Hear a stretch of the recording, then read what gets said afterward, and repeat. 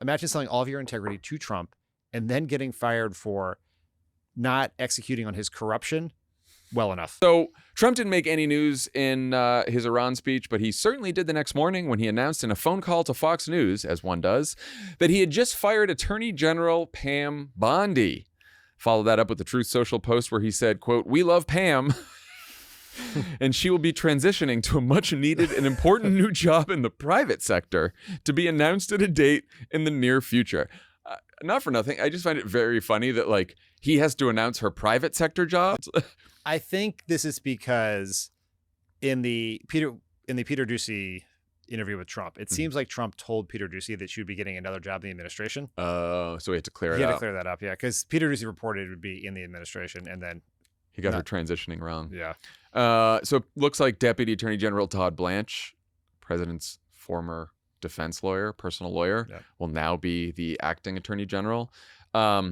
During Pam's year plus as Attorney General, she distinguished herself by 1, weaponizing the DOJ to go after her boss's perceived enemies, 2, executing that vision poorly, and 3, bungling the release of the Epstein files so badly that it became a massive political liability for the president that stayed in the news for longer than maybe any other scandal of the Trump era. So I guess my question is, why now on Bondi?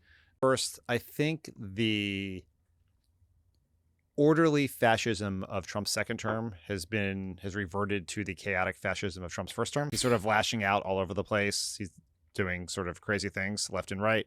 And I think firing people that's real first term Trump behavior. And then but I think the second thing going on here is that no one pulls a Band-Aid off slower than Donald Trump.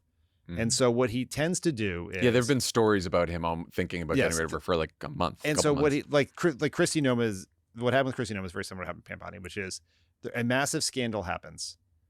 Trump sticks with him through the scandal, takes on all the water of that scandal, waits till the scandal is out of the news, and then fires them, bringing the scandal back in the news, but getting none of the actual credit for responding to the scandal and holding someone accountable. Instead, he gave him a pat on the back, said he was sticking with him, waited till later, and fired him. Same thing with Pam Bondi. I think the New York Times story said that she spent much of the last day making her case to stay.